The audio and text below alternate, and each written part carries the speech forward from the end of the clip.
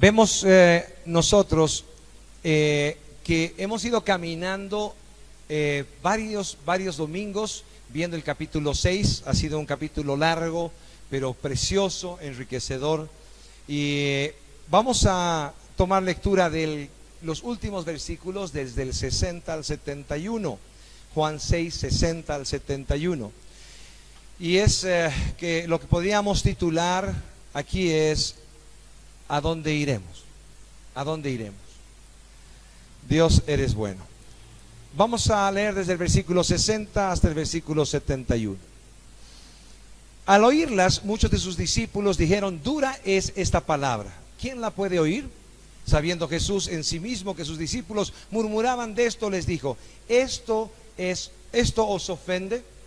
Pues, ¿qué si viereis al Hijo del Hombre subir a donde estaba primero? El Espíritu es el que da vida, la carne para nada aprovecha. Las palabras que yo os he hablado son espíritu y vida.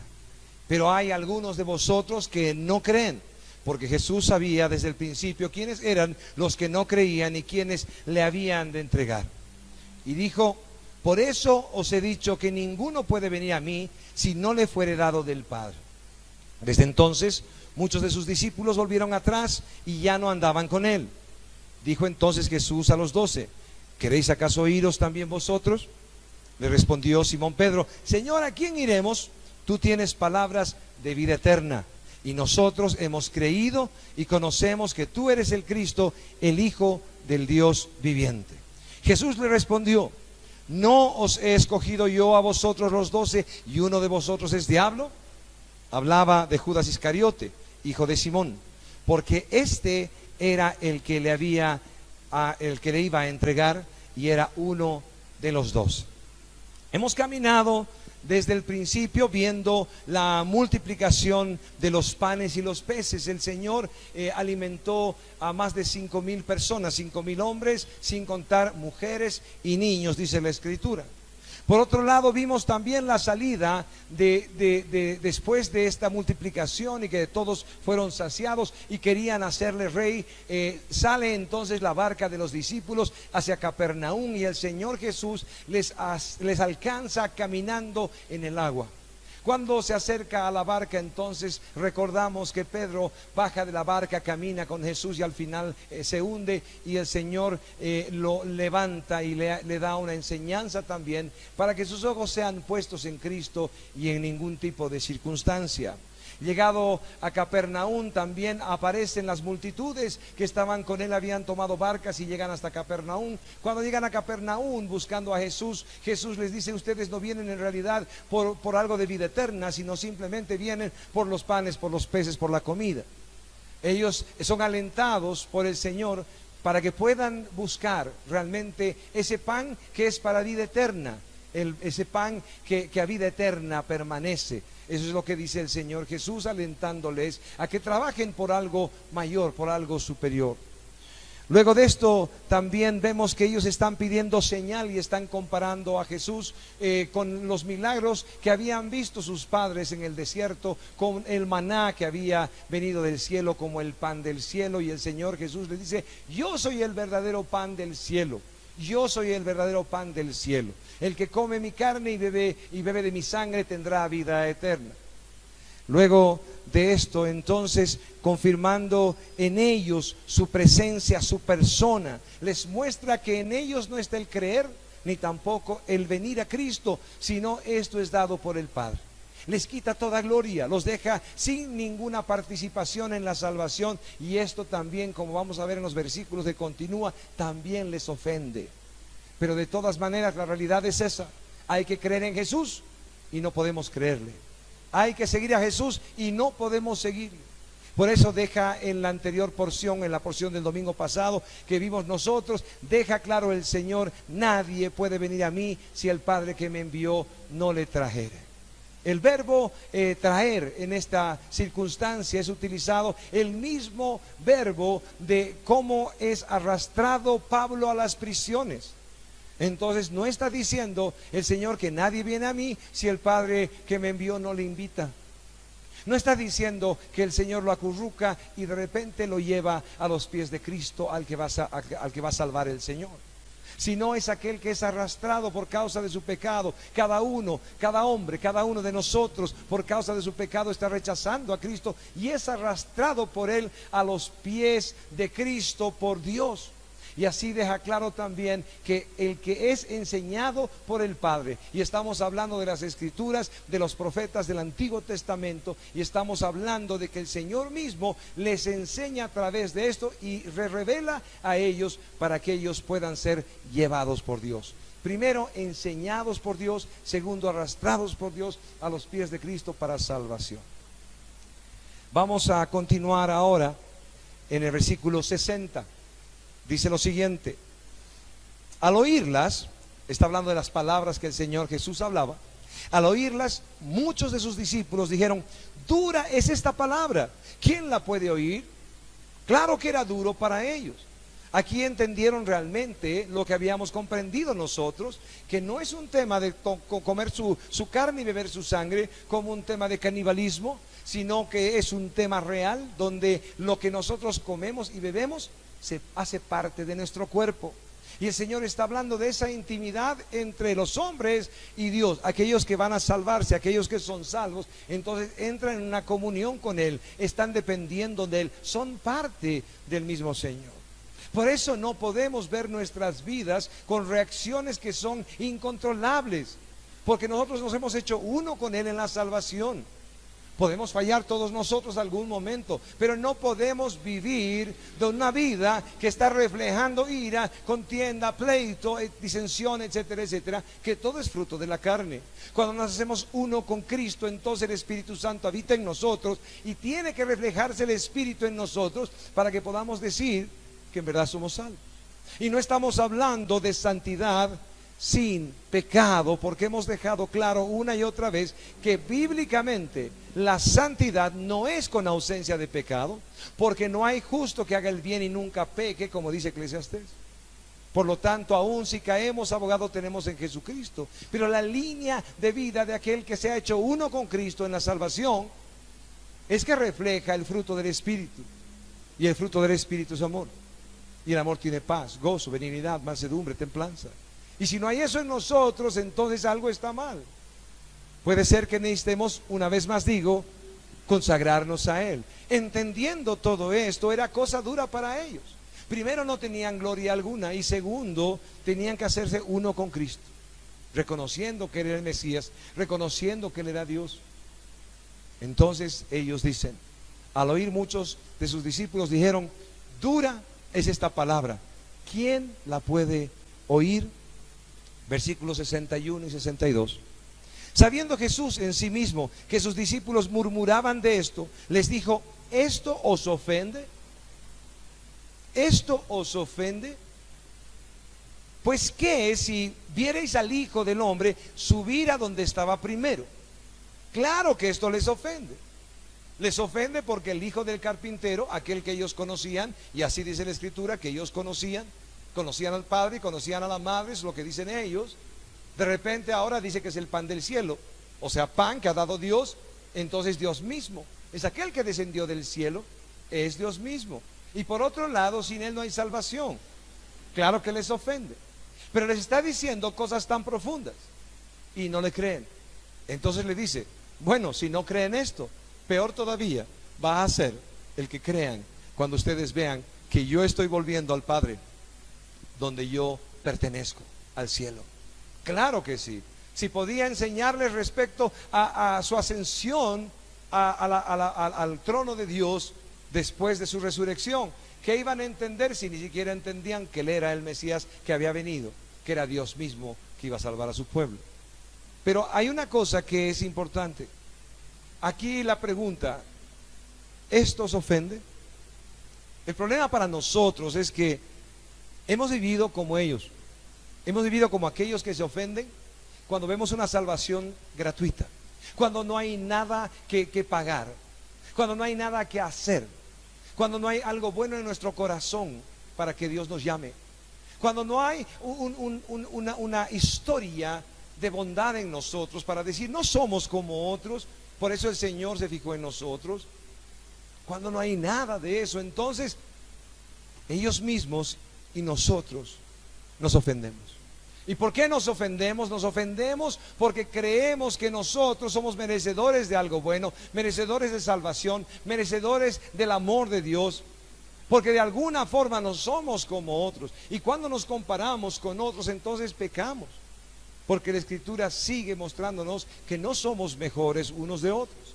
Esta enseñanza dada en la Escritura respecto a los judíos y a los que no eran judíos, que estaban acercándose a Dios, y el Señor les dice: no son mejores ustedes que ellos. Y el concepto para nosotros es el mismo. No podemos creer que somos mejores que otros. Solo el Señor salvó pecadores. Solo el Señor salvó lo que estaba perdido. Solo el Señor vino por enfermos. Entonces, si no somos enfermos, pecadores y necesitados, entonces no somos el pueblo de Dios, porque de eso está conformado el pueblo de Dios. El Señor salvó pecadores. Si no, no hubiera sido necesario que el Señor hubiera muerto en la cruz. Pero el problema es otra vez que esto ofende. Entonces alguien podía venir a mí algún momento en consejería y de repente decirme: pastor, gracias por su ayuda. ¿Sabe qué? Yo quiero prometerle que cuando yo tenga esto y aquello, y cuando arregle estos problemas, yo voy a dar esto y voy a dar el otro a la iglesia, y para usted también. Y más de una vez he tenido que decirle: un momento, tú me has llamado a mí porque tú necesitas lo que yo tengo. Nadie te ha llamado para que tú des lo que tú tienes. Si me has llamado es porque estabas buscando algo que yo tengo. Lo que yo tengo es Cristo y es lo que tú necesitas. Así que no prometas nada a Dios. Y esto es real y muy importante, porque la gente cree que después de que Dios le ha dado algo de sabiduría, algo de entendimiento, o aún perdón o salvación, entonces ahora tiene que hacer su parte para merecer lo que ha recibido. Nosotros hacemos todo en gratitud al Señor, porque Él es digno de que le rindamos culto con todo lo que tenemos, pero no estamos nosotros pagando al Señor, porque no hay nada que podamos pagar para recibir algo que viene de gracia. ¿Cuántos dicen amén? Lo que viene de gracia es gracia. Y esto una vez más les ofende a ellos. Les ofende definitivamente. En el caso de cada uno de los judíos, estaban caminando en su religiosidad, estaban guardando el sábado, estaban diezmando del comino, del eneldo, de todo, aún de esta cosa lo más pequeño que existía. Estaban separando hasta grano por grano, si podían, para diezmar. Ellos estaban ayunando 2 veces por semana, y tenía cada uno su registro de lo que estaba haciendo, y estaba reclamando a los demás cuando no lo hacían. Ellos estaban viviendo de una manera creyendo que estaban agradando a Dios a través del cumplimiento de la ley, pero no de la ley de Dios, sino de las costumbres, de las tradiciones que habían añadido a la ley. Pero todo esto a ellos mismos les estaba llevando a entender que eran mejores que otros, o que eran merecedores. Y el Señor, quitándoles toda la gloria, dejándoles sin nada de gloria, entonces les pregunta: ¿esto les ofende? ¿Esto les ofende? Y la respuesta debería ser de muchos, la verdad: sí, nos ofende. Queremos un cristianismo donde tengamos nosotros que pagar por la gracia. Necesitamos un cristianismo donde nosotros tenemos que pactar con Dios para hacer negocios con Dios y darle nosotros y que Él nos dé también. Necesitamos un cristianismo donde podemos pagar para el favor de Dios y conseguir lo que queremos. Necesitamos un cristianismo donde hay que sacrificarse, ir de rodillas a cualquier lugar y no importa qué distancia, y aún sangrando, para decir: oh, aquí estoy, Dios, merezco algo. Pero lo siento mucho, el Evangelio de Cristo viene de una sola manera, y esta es la sana doctrina: que la salvación es gratuita y viene de Dios y solamente de Él. ¿Cuánto dicen amén? En el versículo 63 vemos lo que dice el Señor: el Espíritu es el que da vida, la carne para nada aprovecha. Las palabras que yo os he hablado son espíritu y son vida. El mismo Señor se revela como Dios creador, aquel que da vida, no solamente dio vida en el principio, sino también da vida eterna. Porque les dijo claramente: si no creen en mí, entonces no tendrán vida eterna. Si no comen de mi carne y beben de mi sangre, entonces no tendrán vida eterna. Y a cada uno de ellos le está diciendo una vez más, reflejando y revelando su deidad. Él es el creador, Él creó a todo hombre desde el principio. Y por otro lado también quiere darles vida eterna. Versículo 64. Pero hay algunos de vosotros que no creen, porque Jesús sabía desde el principio quiénes eran los que no creían y quién le había de entregar. Primero, Él sabe todo. Si antes habíamos visto en el anterior versículo al Dios creador reflejado en la persona de Cristo. La Escritura dice que Dios creó todas las cosas, y la Escritura dice que en Jesús fueron creadas todas las cosas, y fueron creadas en Él y para Él. Y en este versículo vemos que el Señor lo sabe todo. ¿Esto cómo se llama? Omnisciencia. Dios lo sabe todo. Esta es una característica de Dios. Dios lo sabe todo. Entonces, si Dios lo sabe todo y Jesús lo sabe todo, entonces una vez más Jesús es Dios. Y si Jesús es Dios, entonces otra vez ofende los conceptos de Mesías que ellos estaban esperando. Ellos esperaban otro tipo de Mesías. Un Mesías que venga con un ejército poderoso y que venza al imperio romano y los libere a cada uno de ellos. Estaban esperando a alguien como ellos, como los religiosos que estaban llenos de dinero, vestidos de ropa carísima y aún pavoneándose delante de los demás, y querían que de repente su Mesías también venga de esta manera. Pero nació en un pesebre y no vino con ejército. Tocó a cada uno de los pobres y nació en medio de ellos, y aún tuvieron que prestarle lugar para su sepultura. Revela el Señor que lo sabe todo, pero no solamente sabe aquellos que no creen, sino también sabe quién lo va a entregar.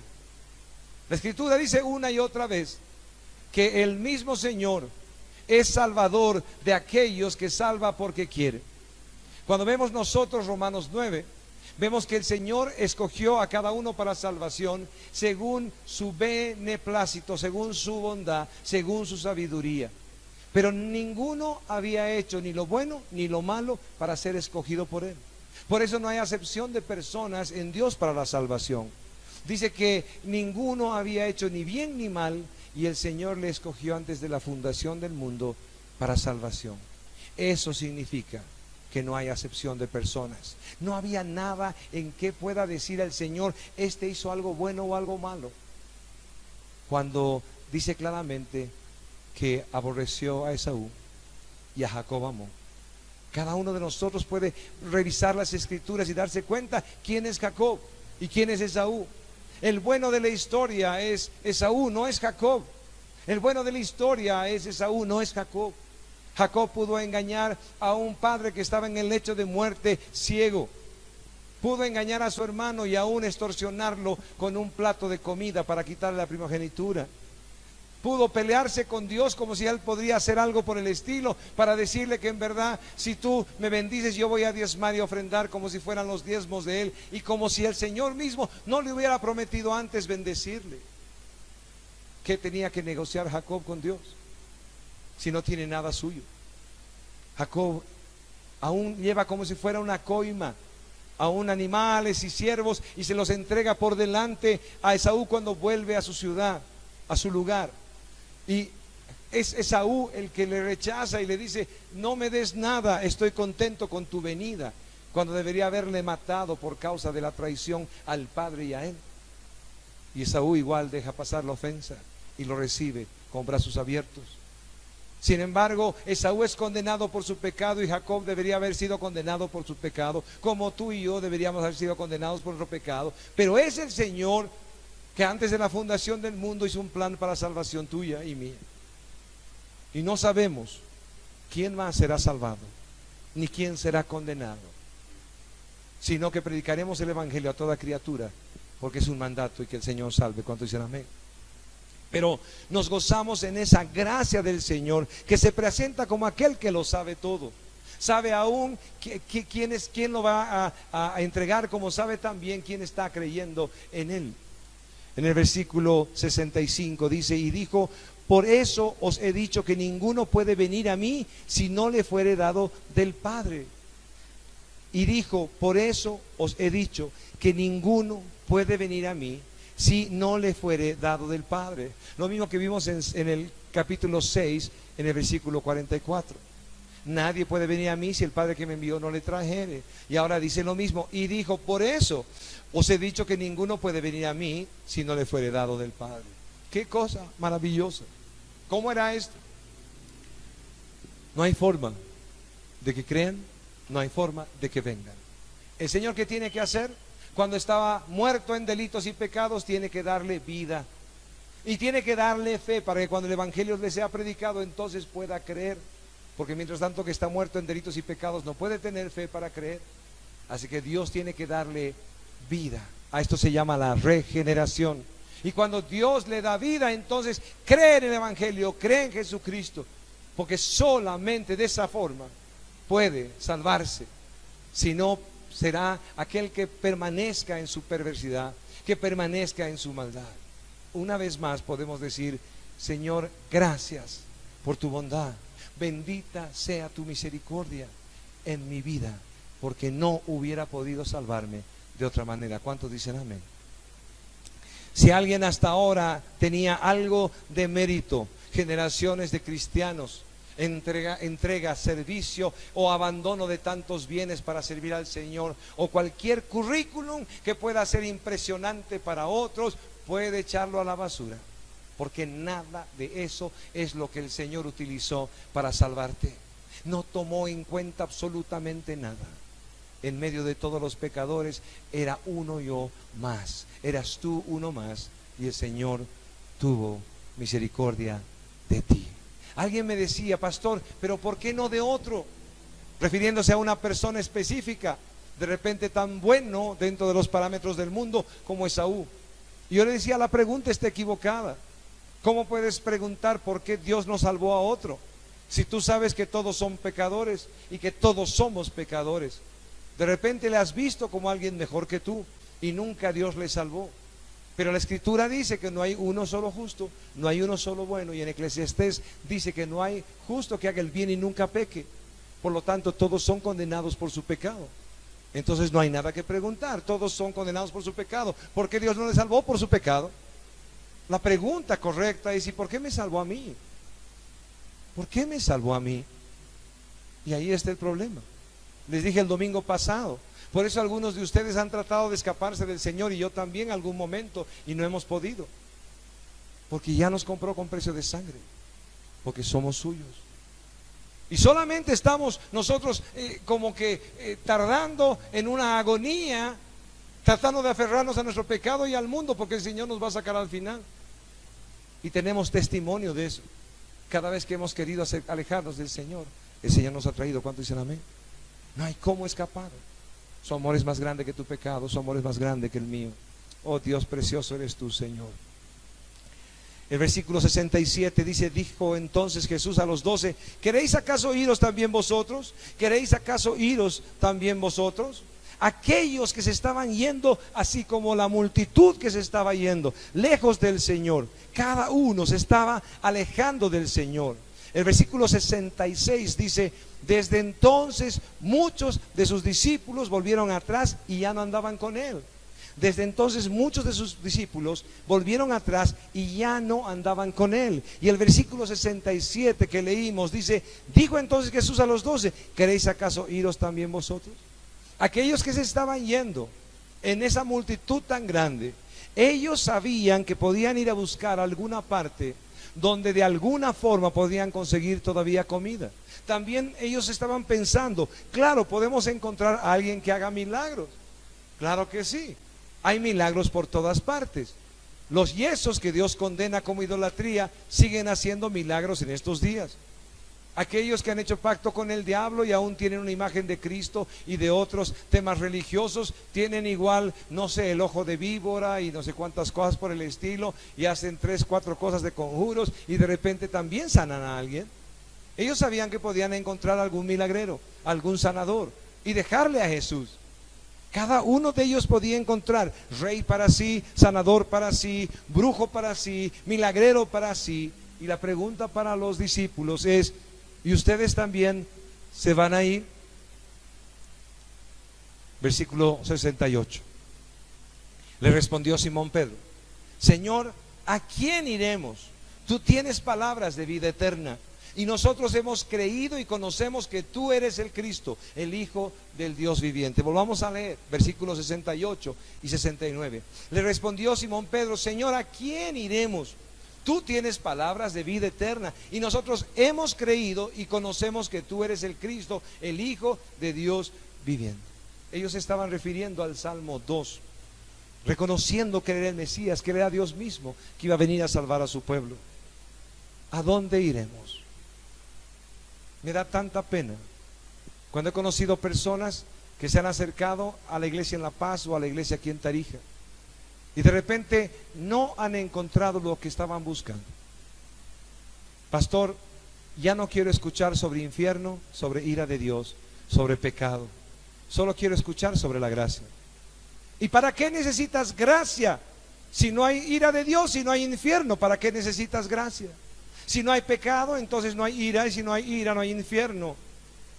¿Para qué quieres gracia si no hay pecado?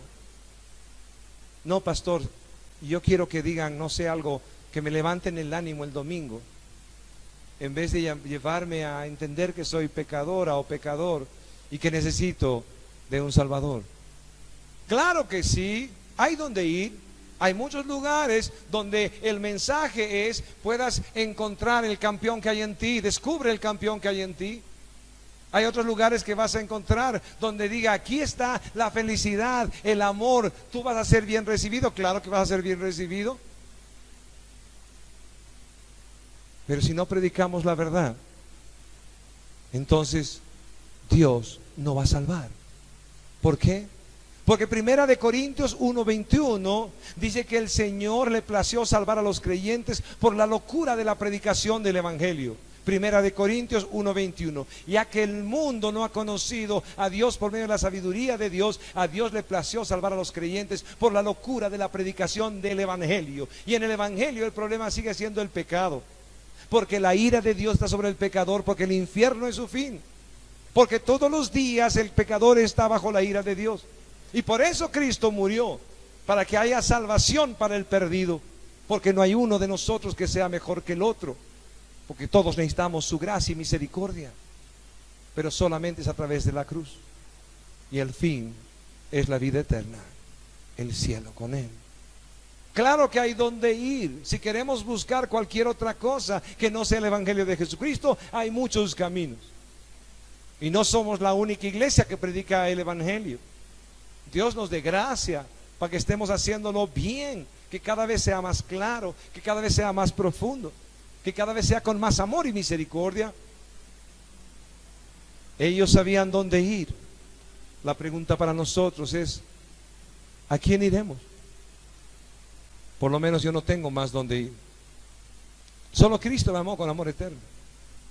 Solo Dios podía escogerme para salvación, porque Él conoce toda mi vida y sabe que no merezco y que no mereceré nunca su salvación. Si crees en esto, entonces no tienes otro lugar donde ir. Solo es en Cristo, solo es a Cristo. No hay otro lugar, porque no hay esperanza en ninguna otra parte. Podemos predicar bonito y llenar más la iglesia, pero no de gente arrepentida ni salva, sino de gente distraída, gente de alguna manera llevada a un gozo que no dura nada. Es mejor que nosotros podamos ser contristados por su Espíritu y que la tristeza, según Dios, provea salvación para nosotros. Es más seguro. ¿Cuántos dicen amén?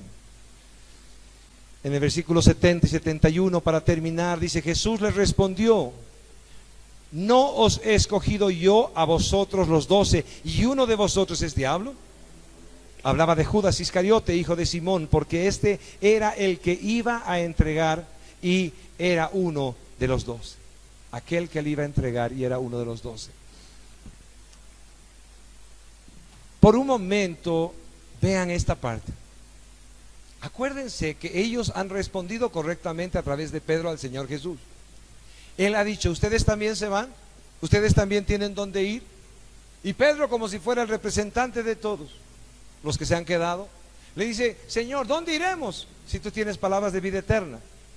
Más o menos parecía que había que ponerle no sé, una carita feliz, un ok, alguna cosa, porque había respondido correctamente.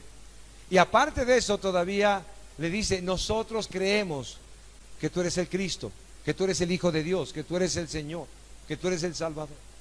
Estaban tan aprobados todos ellos.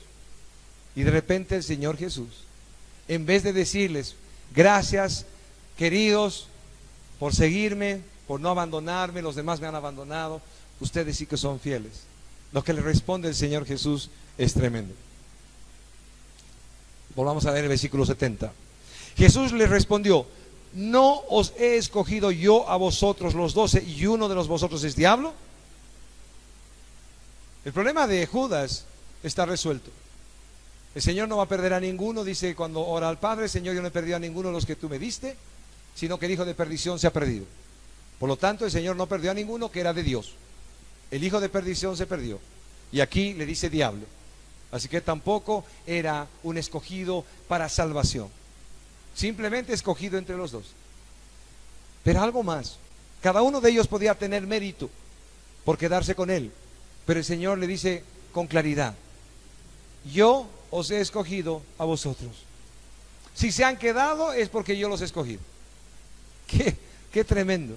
Ni siquiera el Señor les deja 5 minutos de gloria personal. El Señor no deja ni 5 minutos de... Sí, realmente nosotros somos el pueblo escogido. Nosotros somos el remanente de Israel.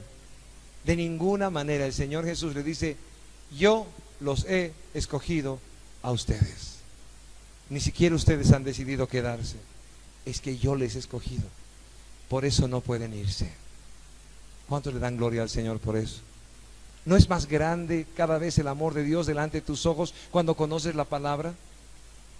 ¿No es que cada vez que te has querido desechar a ti mismo de la vida cristiana porque has caído de alguna manera o has reaccionado mal o algo ha sucedido?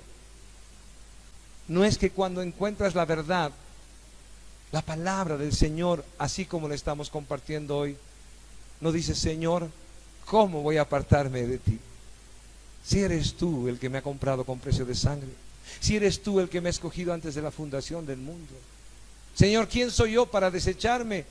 Si tú sabiendo quién soy, no lo has hecho. ¿Cuántos dicen amén? Oh, Dios es grande. Ponte de pie y podamos orar al Señor. Démosle gloria a Él. Él es digno.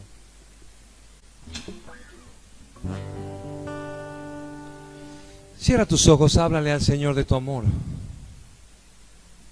Habla con el Señor. Dile, Dios, tú eres realmente maravilloso. Tú eres, Señor bendito Dios, aquel que ha cambiado todo, Señor Dios. Todo en mi vida. Y sé que no lo merecía. Tampoco lo merezco hoy. Dile al Señor, Señor, se ha revelado una vez más tu gracia sobre mi vida a través de tu palabra, Señor. Ayúdame, Señor bendito Dios, a ver tanto amor, Señor. Ayúdame a vivir como agradecido a ti, Señor. Dile, Dios, estoy aquí por eso, Dios. Santo eres tú, Señor Dios.